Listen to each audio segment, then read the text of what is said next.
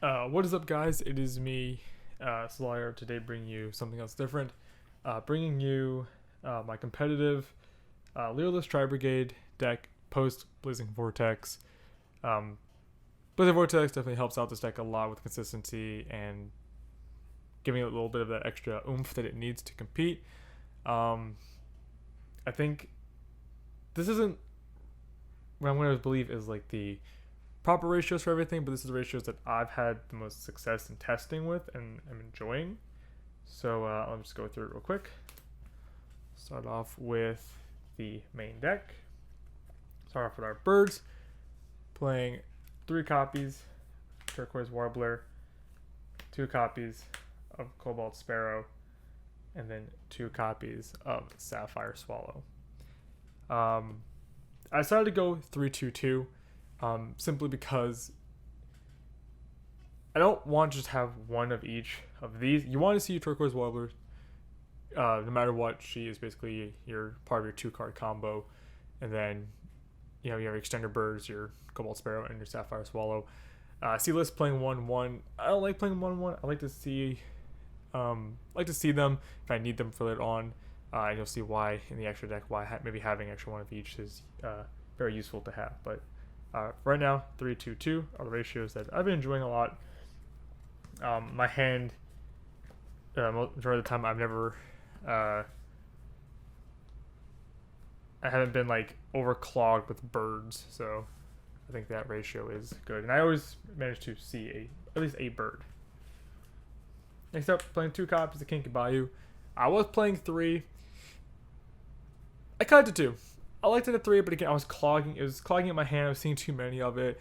And then if I see a Kinky Bayou and a Fractal, Kinky Bayou pretty much just like a replacement Turquoise Warbler. So instead of playing 3 copies, theoretically playing 6, and you'll see the what the 6th copy is later on. Next up to our Tri-brigade engine. We're playing triple copies of Fractal, triple copies of Nerval, 2 Karis, and the newest member, 1 Kit. I was able to pull a Kit during the sneak peek, and the reason why I'm only playing 1 Kit is again because I only have the 1 Kit. But I don't know. I've been enjoying Kit at 1. The main combo line that I go through with this deck, I always end up seeing Kit anyway, and I'll show that off in a little combo section after this. A simple 2-card combo you could do that ends on a pretty nutty board, going over to your opponent's turn. But I think this is the correct ratio. 3 Fractal because you want to see them. 3 Nerval because if you see this, you're fine. You search this off anyway, but if you see it in your opening hand, you're better off. 2 Karis comes up sometimes as an extra Tri-brigade, and you can special summon it, and then Kit. It's very important to set up your graveyard with the cards you see that be running later. That is our Tri-brigade engine. Next up, 1 Berry Savage of the Stormwinds and 1 copy of Mist Valley Apex Avian. Very simple. Lock your opponent out special summon for wins, and good old Omni Negate that bounces back to your hand. You just bring it back with some more on your following turn.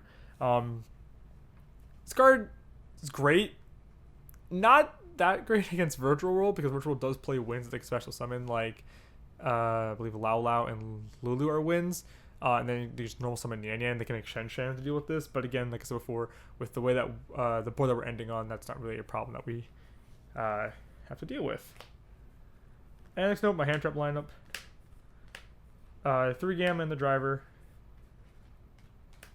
3 Ash. And then 3 DD Crow.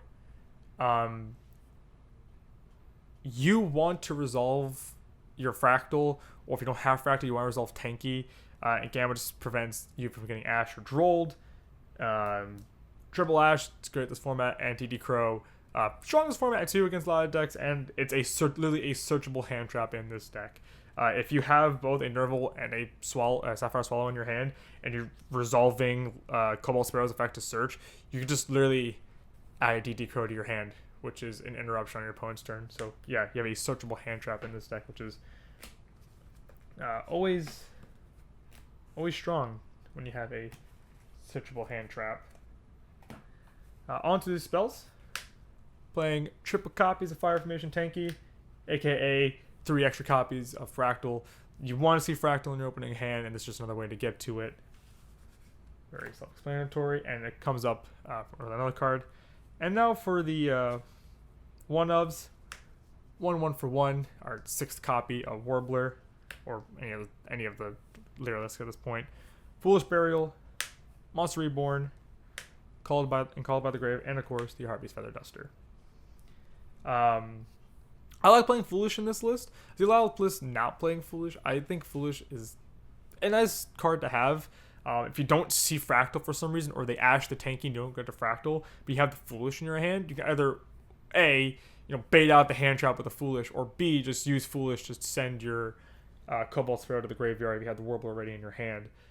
So that right there is another way to pretty much start off your combo. 1 for 1, like I said, is your 6th copy of Warbler and your 3rd copy of each of the Lyriluscs, and even a 3rd copy of Kinkabayu. So that's pretty much 3rd copies there. Monster Born, just a great extender. Called by the Grave, because we hate hand traps. And Duster, because I just don't like back row decks, and back row decks are not fun. So we play the one Heartbeast Feather Duster to pretty much wipe the back row and not deal with that.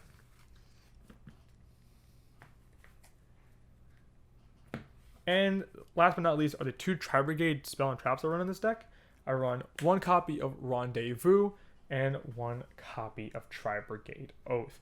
I think going forward, in my opinion, I think you should be running both of these in any Tri-brigade list, especially in Lyrilusc Tri-brigade. Rendezvous pretty much just means your winged beast and beast monsters cannot be destroyed by card effects or by battle. So this is just protection for them in the graveyard by banishing it. And then Oath is pretty much a spell, trap, and I believe it's also a monster negate. Do you remember? No, just one target, one face-up spell or trap, and then just negate it. But Oath is, I don't know why it was Omnigate. I keep thinking it's an Omnigate. It's not just spell or trap negate. This can also deal with cards like, Quinn Long or Shushei. This actually can come up if your opponent tries to, if you're playing against Virtual World. I've actually resolved in testing once my opponent tried to Quinn Long target, well, for one, he couldn't even target it. But I messed up the combo and had to summon my barrier statue in his own that some work didn't point to. And I had this, so he just goes Quinn Long target, and I was like, okay, banish Oath to negate. And he was like, oh, damn. I didn't know that did that. The only stipulation with Oath is that you have to control a beast, wing beast, and beast warrior on your field. But with the combo that I'm about to show you, you will see, well, not show you, but show you in a bit, you will see how we can make sure this card's live in our graveyard. Majority of the time, I'm sending Oath to the grave. I think Oath has just become such a better card just because of Kit. Kit just made this card so much better, and I'll never use it for its first effect. And Rendezvous is also useful again, just another way to protect your barrier statue. Also, you can just send these cards off Karis because Karis is just a card. Okay, and then on to the extra deck. Starting off with our Tri-brigades, we're playing 2 copies of Fair's Sheet, 1 Rugal, and 2 copies of Shurig. I think this is the proper ratio for your extra deck Tri-brigades that you're playing. Fairjeet, just one of the best ones in my opinion. She can let you special summon. She's just an extender in herself. She can special summon in your Tri-brigades or Beast Warrior. Rugal is better going second because, not really going second. It's better if you summon it with Shurig, because these 2 cards are great because you could basically summon Rugal, and if you ever think Rugal in this, your opponent's turn you can just summon any of your Beast Warrior, Wing Beast in your graveyard, and then this is a non-target banish. The reason why we play only one of him is because that's literally all he does. He only just summons the one thing. So this card's only good with Shurig on your opponent's turn. That's why I'm going to play the one of him. But he's important. There's a reason why we're playing a 1 Shurig. We need a Link 3 for a card later on. And then Rugal. Shurig is the best. Or he's not the best, but he's just better than Rugal, sadly. The main reason why is his send effect. If we send to the graveyard, we can just add a beast Warrior, or Winged Beast to our hand. So that's really good. That's actually very important to the combo. That's why we play 2 of him. We want to have 1 for the combo and then 1 going like turn 2 if we our next turn for to close out the game and just beat down our opponent. Next up, the rest of our links, we're playing 1 Link Karibo, 1 Double Dragon Lord, 1 Harpy Conductor, 1 Hesvalker, the Doom Eagle, Desperate Doom Eagle, and then of course 1 Simorgh, Bird of Sovereignty, and the 1 Appaloosa, Bow of the Goddess. All these cards are very important to the combo, and you'll see why. This is a bounce. This is important for the combo. This can get rid of Eldritch in the graveyard, which can come up. If your opponent just goes, Sanguine, target Eldritch in graveyard, you can just go quick effect, chain, Hesvalker, shuffle it back into the deck, and then, target's no longer there. Or something like that. I don't remember targets or not. And of course, some more Bird of Sovereignty. Just, summon your statue, summon your Apex Avian, and then gives them protection. And then of course Appaloosa, because we hate hand traps and we don't want to deal with that. So we have the good old Appaloosa to protect us. Next up for our Xyzes, we're playing 1 Assembled Nightingale and 1 Saddle Starling. And to go with those, the 1 Zeus Sky Thunder. This is important to the combo. Searches you a Winged Beast, and this can attack directly, and basically this is just a card to slap Zeus on top of after attacks directly if you really need to. If I had Donner Magician, I'd play it, but I don't, so I'm playing 1 Omega. The reason why I'm playing Omega is because Warbler, you need to have no monsters on your field to summon. So if I use Fractal after Tanky to search, and then my opponent tries to Ash me or draw me after, I can summon out the Gamma and the Driver, and then link it off into Omega, and then just use Omega's effect to banish itself and rip a card in my opponent's hand. So we could theoretically get rid of another hand trap with that. So Omega, come up once in testing, so I like having him. But yeah, Omega is really flexible. You can literally make this Downward Magician. You can make this Access Code Talker, because this deck can easily make Access Code Talker. So this can literally be anything. Just for right now, I'm playing Omega. I might change them out later if I change out the hand traps.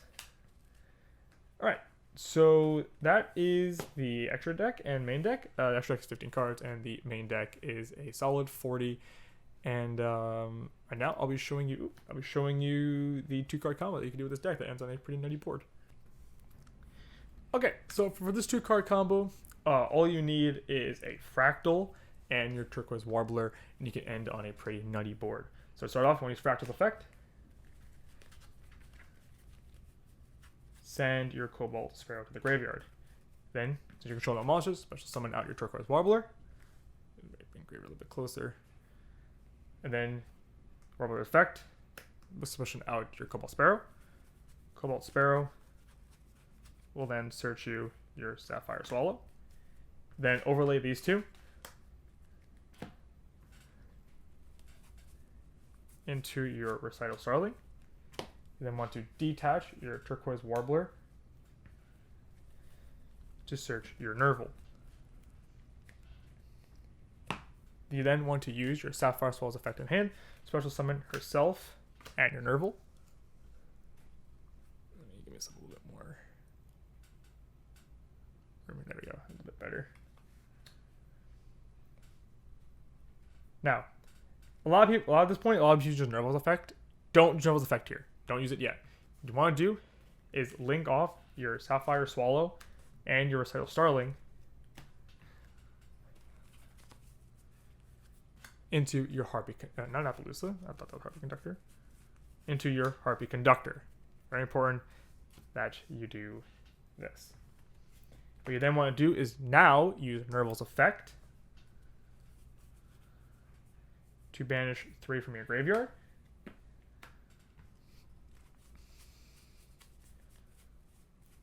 To then summon out your Shurvik.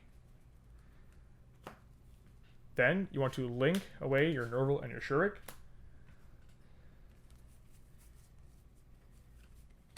into your Appaloosa. She'll be on 2 negates. If your opponent wants to hand trap your Nibiru any point before that, they have to do it before you bring out Shurig, because your mage is going to link away the Shurig and the Nerval to make your Appaloosa. So right now you are hand trap proof and Nibiru proof thanks to this. Nerval's effect will now activate. Search you out your Karis. You then want to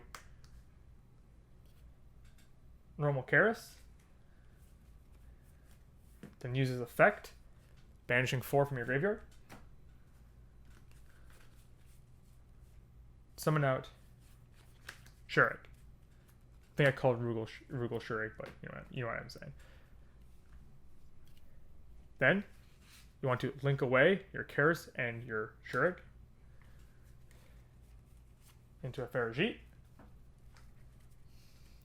Shurig's effect will activate.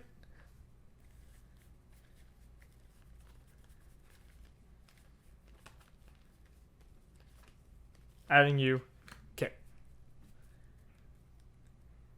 Then use your Farajit's effect. So summon out Kit. Then use Kit's effect, banishing the last two monsters in your graveyard. So then summon your Double Dragon Lord. Then link away your Kit and your Harpy Conductor for your Simorg. Then Kit's effect. Since she was sent to the graveyard, you could send any Tri-brigade spell trap. We'll send the Oath. End phase, Simorg effects will activate. Special summon your Barrier Statue. So with 2 cards, what are we ending on? We're ending on 5 interruptions. We have an Oath Engrave, so it's spell and trap negate, and this is live because Double Dragon Lord's a beast Warrior. Farajit is a beast, and we have 2 winged beasts, so this makes Tri-brigade Oath live in our graveyard. So with this, we have a spell and trap negate. Our opponent can special summon anything besides wind monsters, and majority of the time that's going to be very difficult for them to do. We have 2 monster negates, and we have a bounce back to the hand. That is 5 interruptions on our opponent's turn, one of which protects our statue. This can protect our statue. Some more protects this. This cannot be targeted. So with that, this is a very powerful board going into your opponent's turn. And then on your turn, you will, have a lot more follow-ups. The end phase, some more effect will activate, then special summon out your Apex Avian, and draw a card for turn. You already mainly have game. Majority of the time with this, if I had like a Tanky, I would send Tanky, or if I use my Appaloosa, I would just send Appaloosa because she's at 0, which could then open up a spot here, which you could do more plays. You can link this off if you wanted to something. With like this, you can link it off into Frelsvelger. If you open up like another Tri-brigade, you can do more plays with that. But yeah, so that is my Lyrilusc Tri-brigade list going forward post Blazing Vortex. I think the deck is now just a lot more powerful than it was before. The deck, in my opinion, was already strong, but with just simply Kit being introduced into the format, I think the ceiling for this deck has now risen quite a lot. But thank you everyone for watching. Don't forget to like, comment, subscribe, and I'll see you all for the next video.